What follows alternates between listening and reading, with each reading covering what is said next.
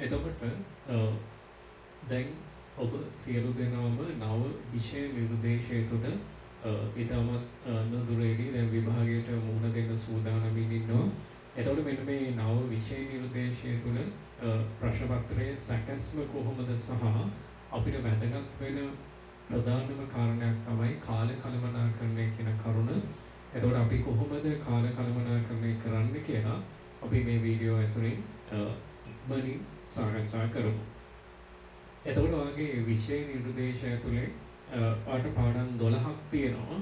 මම කළු පැනල් ලියලා තියෙනවා වගේ 12 වසරට අදාළ පාඩම් ටික ආර්ථික විද්‍යාව හැඳින්වීම, ඉල්ලුම සැපයීම නම්‍යතා සමතුලිතය, ඊට පස්සේ වෙළඳපළ ආර්ථිකයට රජය මැදිහත් වීම ඇතුළේ අපි බදු, සහනාධාර, උපරිම මිල, අවම මිල, ඊට පස්සේ සහතික මිල යටතේ රජය අතිරික්ත මිලට ගැනීම, උණ පූර්ණ ගෙවීම වගේම කෘෂි කාර්මිකයන්ගේ ආදායම් ස්ථායීකරණය කියන කාරණා සාකච්ඡා කරනවා.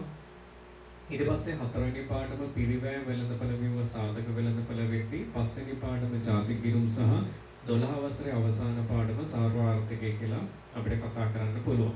ඊට පස්සේ 13 වසරේ පාඩම් ටික නිල් පැනේ මම ලියලා තියෙනවා. 13 වසරේ පළවෙනි පාඩම සිලබස් එකේ 7 වෙනි පාඩම මුදල් බැංකු මිල මට්ටම්, 8 වෙනි පාඩම රාජ්‍ය ආර්ථිකය, 9 වෙනි පාඩම අන්තර්ජාතික වෙළඳාම, 10 අන්තර්ජාතික මූල්‍ය, 11 වර්ධනය සංවර්ධනය ජනගහනය සහ 12 වෙනි පාඩම නිදහසින් පසු ශ්‍රී ලංකාව. එතකොට අපි බලමු කොහොමද මේ MCQ පේපර් එක ඇතුලේ මෙන්න මේ පාඩම් වල තියෙන බර තැබීම කියලා. එතකොට මම මුලින්ම ඔයාගේ වම් අත පැත්තෙන් මේ විවිධ පාඩම් වලින් MCQ ටික එන විදිය මම මුලින්ම සාකච්ඡා කරොත් මෙන්න මේ පළවෙනි පාඩමෙන් අපිට එනවා MCQ 4ක්. MCQ 4ක් එනවා. ඊට පස්සේ දෙවනි පාඩමෙන් ඉල්ලුම සැපයුම නම්‍යතා සමතුලිතය කියන එක අපිට MCQ 6ක් එනවා. ඒ වගේමයි තුන්වෙනි පාඩමෙන් MCQ 4යි. ඊට පස්සේ පිරිවැය වෙළඳපළ ව්‍යුහ සාධක වෙළඳපළෙන් MCQ 4යි. ඊට පස්සේ ජාතික ගිණුම් සහ සාර්වාර්ථිකය කියන පාඩම් දෙකෙන්ම MCQ 7ක් එනවා. එතකොට මේ එකතු අපි බැලුවොත් 4යි 6යි 10යි 10යි 4යි 14යි 14යි 4යි 18යි 18යි 7යි 12 වසරෙන් අර අපේ නව විෂය නිර්දේශය තුල MCQ 50න් MCQ පළවෙනි 25 හැදෙන්නේ මෙන්න මෙහෙම. ඊට පස්සේ අපි 13 වසරට ගියොත් මුදල් බැංකු මිල මට්ටම් වලින් MCQ 5යි, රාජ්‍ය ආර්ථිකයෙන් MCQ 5යි, අන්තර්ජාතික වෙළඳාමෙන් MCQ 3යි, අන්තර්ජාතික මූල්‍යෙන් MCQ 4යි, වර්ධනය සංවර්ධනය ජනගහනයෙන් MCQ 6යි, නිදහසින් පසු ශ්‍රී ලංකාවෙන් MCQ 2යි. එතකොට 5යි 10යි 13යි 17යි 6යි 23යි 2යි මෙතන 13 වසර MCQ 25 හැදින්නේ මෙන්න මේ විදිහට. එතකොට ඔබට පැහැදිලි MCQ 50 හැදෙන්නේ අපේ විෂය නිර්දේශය තුලින් මෙන්න මේ විදිහට. එතකොට පේපර් එකේ සමහර විට මේ MCQ 4 5ක් වෙන්න පුළුවන් 3ක් වෙන්න පුළුවන් එකකින් මෙහෙ වීමේ සම්භාවිතාවයක් තියෙනවා. සාමාන්‍ය ආකෘතිය තමයි මෙන්න මේ විදිහට තමයි බර තැබීම වෙලා තියෙන්නේ. ඒ වගේම එතකොට අපි ආගේ වම් අත පැත්තේ අපේ MCQ පේපර් එක අපි මේ විදිහට කතා කරේ මේ MCQ පේපර් එක අපි අපේ සෙකන්ඩ් පේපර් එක ගැන කතා කරොත් එතකොට සෙකන්ඩ් පේපර් එකේ අපේ අයන්නේ පළවෙනි ප්‍රශ්නේ ඉන්නේ පළවෙනි පාඩමේ. ඊට පස්සේ දෙවෙනි ප්‍රශ්නේ ඉන්නේ දෙවෙනි පාඩමේ. ඊට පස්සේ තුන්වෙනි ප්‍රශ්නේ ඉන්නේ තුන්වෙනි පාඩමේ. ඊට පස්සේ හතරවෙනි ප්‍රශ්නේ ඉන්නේ හතරවෙනි පාඩමෙන් වෙද්දී ජාතික ගිණුම් සාර්වාර්ථිකය කියන මේ පාඩම් දෙකෙන්ම තමයි අපේ පස්වෙනි ප්‍රශ්නේ ඉන්නේ මේ අයන්නට අදාළව ප්‍රශ්න 5 සැකසෙන විදිය. ඊට පස්සේ ආයන්න ගත්තොත් ආයන්නේ අපේ 6 වෙනි ප්‍රශ්නය එන්නේ මුදල් බැංකු මිල මට්ටම් වලින්. ඊට පස්සේ 7 වෙනි ප්‍රශ්නේ ඉන්නේ රාජ්‍ය ආර්ථිකයෙන්. ඊට පස්සේ අන්තර්ජාතික වෙළඳාම මූල්‍ය කියන්නේ 9 10 කියන පාඩම් දෙකෙන්ම අපිට එනවා 8 වෙනි ප්‍රශ්නය. ඊට පස්සේ වර්ධනය සංවර්ධනය ජනගහනයේ 9 වෙනි ප්‍රශ්නයේදී නිදහසින් පසු ශ්‍රී ලංකාවෙන් අපේ 10 වෙනි ප්‍රශ්නය එනවා. එතකොට මේ කොටස් පහ ආයන්නට අයිති වෙද්දී මේ කොටස් පහ ආයන්නට අයිති වෙනවා. එතකොට නව විෂය නිර්දේශය තුල ප්‍රශ්න පත්‍රයේ සැකස්ම වෙන්නේ මෙන්න මේ විදිහ. අපි බලමු අපිට වැදගත්ම දේ ටයිම් මැනේජ්මන්ට් කියන එක. එතකොට MCQ පේපර් එක සම්බන්ධයෙන් right MCQ පේපර් එක සම්බන්ධයෙන් මම ඔයාලට යම්කිසි පැහැදිලි කිරීමක් කරොත් ඔයා දන්නවා අපේ MCQ පේපර් එකට ඒ කියන්නේ මෙන්න මේ MCQ මෙතන 25යි මෙතන 25යි ඔක්කොම එතකොට MCQ 50ක් අපිට එනවා. මේ MCQ 50ට අපිට පැය දෙකක පේපර් එකක් අපිට ලැබෙන්නේ පැය දෙකයි. එතකොට ඔබට පුළුවන් එක MCQ එකකට විනාඩි දෙකක කාලයක් විඩාව කරන්න.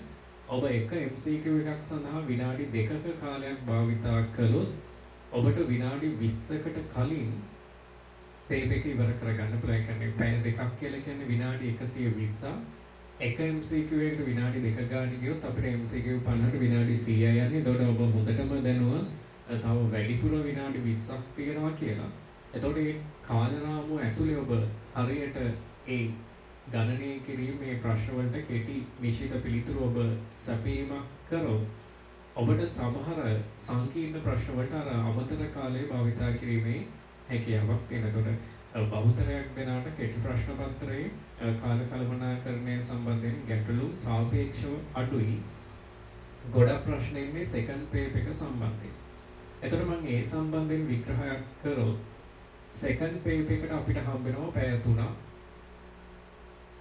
පැය 3ක් කියලා කියන්නේ විනාඩි වලින් විනාඩි 180ක්. අපි මෙන්න මේ විනාඩි 180 අපේ ගණනය කිරීම වලට ගමු විනාඩි 150ක් කියලා.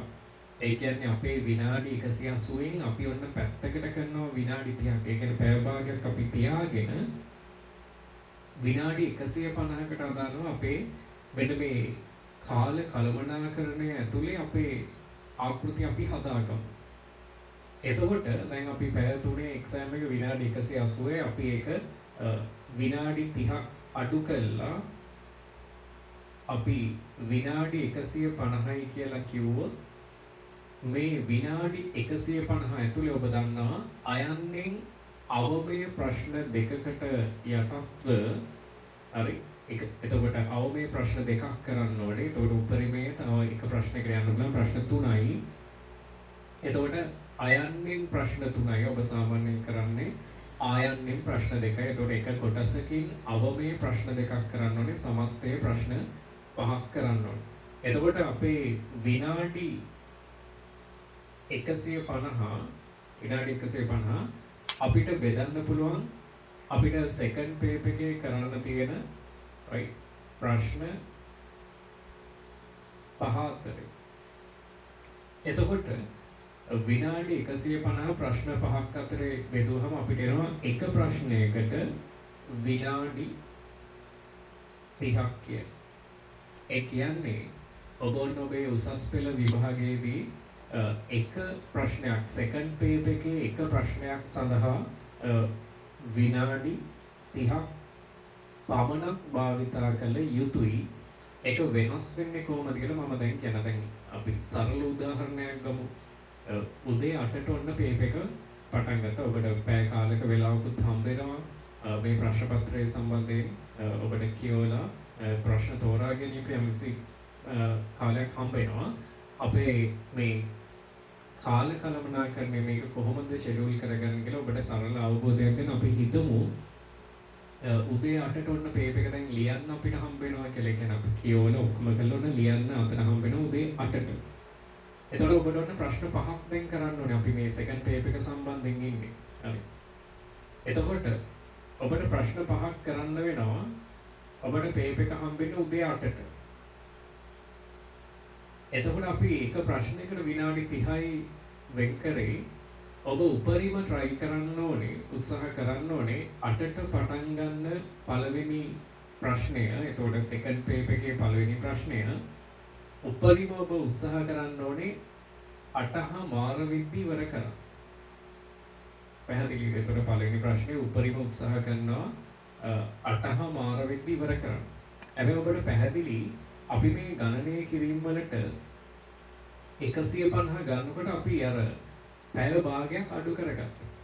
එතකොට මෙන්න මේ පැය භාගය අපිට එක්ස්ට්‍රා තියෙනවා. අතිරේකව තියෙනවා. right? එක්ස්ට්‍රා පැය භාගයක් තියෙනවා. එතකොට ඒකත් ඔළුවේ තියාගන්න.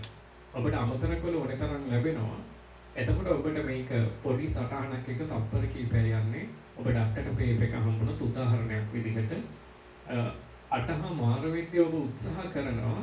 හැබැයි ඔබට අපි හිතමු 8:35 වෙනවා කියලා. ඔබ මෙන්න මේ ආර්ථික දේ හැදින්වීම කියන මෙන්න මේ ප්‍රශ්නේ කරනවා.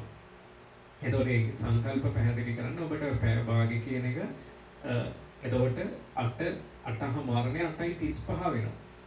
හැබැයි ගැටලුවක් නැහැ. හේතුව අර අපිට වැඩිපුර තිබ්බ පැය භාගයක් ඔබ වෙනම සටහන් කරගන්න ඕනේ. අර වැඩිපුර තිබ්බේ පැය භාගෙන් දැන් ඔන්න 8 මාරට ඉවර කරන්න ඕන එක අපි 8:35 දක්වා වැඩිපුර විනාඩි 5ක් මේ සඳහා භාවිතා කරා. එහෙනම් අර වැඩිපුර තිබ්බේ පැය භාගෙන් දැන් තියෙන විනාඩි 5ක් අඩු වෙනවා විනාඩි 25යි.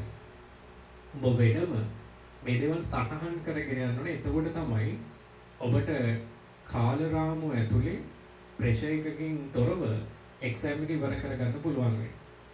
ඒ වගේමයි එතකොට දෙවෙනි ප්‍රශ්නය ඔබ උපරිම උත්සාහ කරන්න ඕනේ 8:35 ඉඳලා උපරිම පැය භාගයෙන් ඒ කියන්නේ 9:05 වෙද්දී උපරිම ඉවර කරන්න try එකක් දෙන්න ඕනේ. අපි හිතමු ඉල්ලුම සැපයීම නම් මෙතන ප්‍රශ්නේ කරා කියලා. right. ඊට පස්සේ තුන්වෙනි ප්‍රශ්නේ උපරිම බලන්න ඕනේ 9:05ට පටන් ගත්තේ ප්‍රශ්නය 9:35ට ඉවර කරන්න. හැබැයි ඔබට ඔන්න ඒ ප්‍රශ්නය ඇතුලේ යම්කිසි තවත් කාලයක් වැඩිපුර ගිහිල්ලා 9:35ට ඉවර කරන්න ඕනේ ප්‍රශ්නය 9:45 වෙනවා. ඒ කියන්නේ විනාඩි 10ක් වැඩිපුර ඒ සඳහා ඔන්න තුන්වෙනි ප්‍රශ්නෙට වැඩිපුර විනාඩි 10ක් ගන්න ඔබට අග්ගල කරන්න ඕනේ මොකක්ද? අර අමතරව වැඩිපුර තිබ්බේ විනාඩි 25 ඔන්න විනාඩි තව 10ක් ගියා. තව තියෙන විනාඩි 15යි කියලා සටහන් කරගන්න ඕනේ. ඊට පස්සේ ඔන්න අයන්නේ ප්‍රශ්න තුනම හරි. දැන් ආයන්නට ඇවිල්ලා ඔබ මුදල් බැංකු මිල මට්ටම් ප්‍රශ්නේ කරනවා කියලා හිතන්නේ. එතකොට ඔබ බලන්න ඕනේ 9:45ට පටන් ගන්න මෙන්න මේ ප්‍රශ්නය ඔබ උපරිම උත්සාහ කරන්න ඕනේ මේක 10යි කාලවිද්‍ය ඉවර කරන්න. එතකොට තමයි පැය භාගය සම්පූර්ණ වෙන්නේ. එතකොට ඔන්න ආයන්නේ අපි ඔන්න අපේ හතරවෙනි ප්‍රශ්නේ කරා. ඊට පස්සේ 10යි කාලය කියලා කියන්නේ ඔබට පැහැදිලි.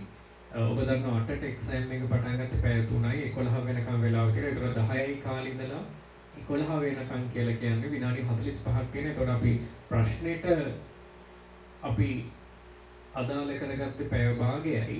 මෙතන මෙන්න මේ තියෙන එක්ස්ට්‍රා පැය කාලයි විනාඩි 30යි ඔක්කොම මෙතන එනම් 10යි කාලෙට පටන් ගන්න අන්තිම ප්‍රශ්නෙට 11 දක්වා අපිට විනාඩි 45ක්ම හම්බ වෙනවා. එතකොට මෙන්න මේ විදිහට කරොත් ඔබට අන්තිම පැය භාගය කියලා කියනකොට පේපරේ දැන් එකතු කරනවා කියනකොට හදිස්සිය ලියන්න ඕනේ. හරි. හිස්තැන් තියාගෙන ලියන්න ඕනේ. හරි. අකුරු ටික කැතට ලියන්න ඕනේ. ඔබ මේ විදිහට කාලකලමනාකරණය කරොත් එතකොට අපිට එක ප්‍රශ්නයකට විනාඩි 30ක කාලයක් නම් හම්බෙන්නේ. ඔබට තවත් මේක සියුම්ම කොටස් වලට බෙදා ගන්න පුළුවන්. එක ප්‍රශ්නයකට විනාඩි 30යි කියලා කියන්නේ එක ප්‍රශ්නයක් කියලා කියන්නේ ලකුණු 20ක ප්‍රශ්නයක්. එතකොට ලකුණු 20ක් කියලා කියන්නේ විනාඩි 30යි. ඒ කියන්නේ එක ලකුණක් කියලා කියන්නේ මේ 20ෙන් බෙදුවහම එක ලකුණක් වෙනවා. 30 20ෙන් බෙදුවොත් අපිට එනවා 1.5යි කියලා. ඒ කියන්නේ ලකුණු එකකට විනාඩි 1.5යි. ලකුණු එකකට විනාඩි 1.5යි. ඔබට ගොඩක් වෙලාවට අයන්නේ ප්‍රශ්නෙන්නේ ලකුණු 2කින් ලකුණු 4 කොටස් එන්නේ. එතකොට එක ලකුණක් කියන්නේ විනාඩි 1.5යි නම් ලකුණු 2ක් කියලා කියන්නේ ඔබට පැහැදිලි ඔබ විනාඩි 3ෙන් ඉවර කරන්න ඕන.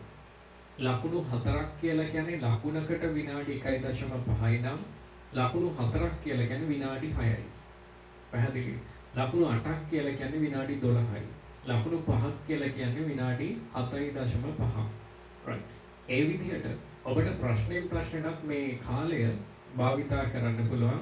ඒ විදිහට ඔබට වැඩේ කරගෙන යන්න පුළුවන්. නැත්නම් සම්පූර්ණ ප්‍රශ්නේම ඔබ පැය භාගයක් ඇතුලේ ප්ලෑන් කරගෙන කරොත් ඔබට අනිවාර්යයෙන්ම ලොකු වෙලාවක් ඉතුරු කරගන්න පුළුවන්. ඒ කියන්නේ ඔබ පැය භාගය ඇතුලේම කරොත් ඔබට අවසානයේ විනාඩි 30ක් එක්සෑම් හෝල් එකේදී ඉතුරු වෙනවා මේ ප්‍රශ්නවල නිර්වද්‍යතාවය ඔබට තහවුරු කරගන්න හැකියාවක් ලැබෙනවා.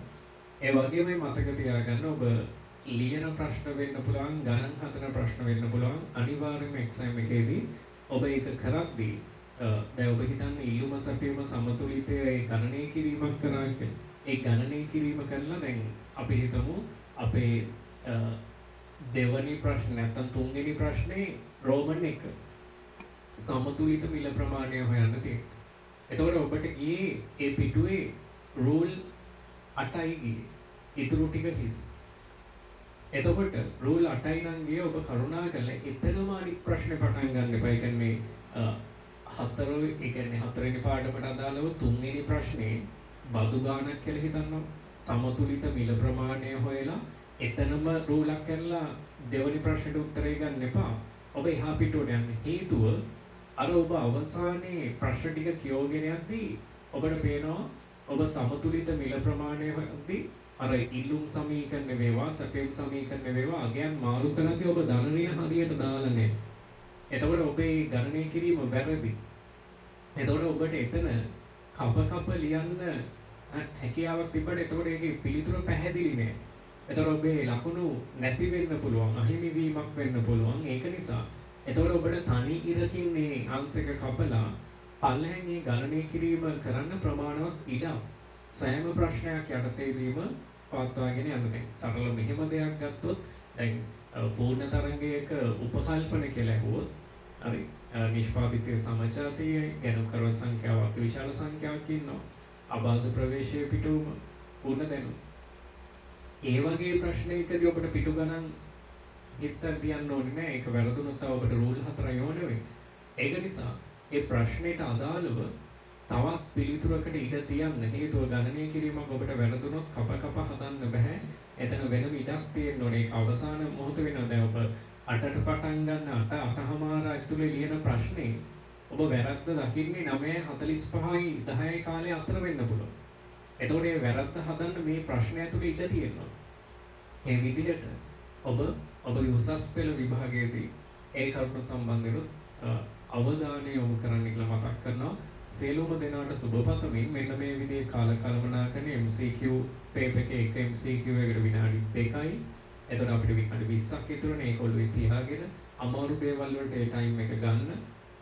ඒ වගේමයි සෙකන්ඩ් පේපර් එක ප්‍රශ්නයකට පැය භාගය ගානේ අරගෙන වැඩිපුර වෙලාව ගියොත් අපි අර එක්ස්ට්‍රා ටයිම් එකෙන් එතන වෙනම ඔබ ගොල්ලෝ එක සටහන් කරගෙන ගිහිල්ලා අවසානයේ ඔබට නිදහසේ කිසිදු පීඩනයකින් තොරව විභාගයට මුහුණ දෙන්න පුළුවන් ඒ වටපිටාව නිර්මාණය කරගන්න කියලා හැමෝටම මතක් කරනවා. එහෙනම් ඉකෝනේ අපි තවත් ප්‍රෝග්‍රෑම් එකකින් සම්බන්ධ වෙමු.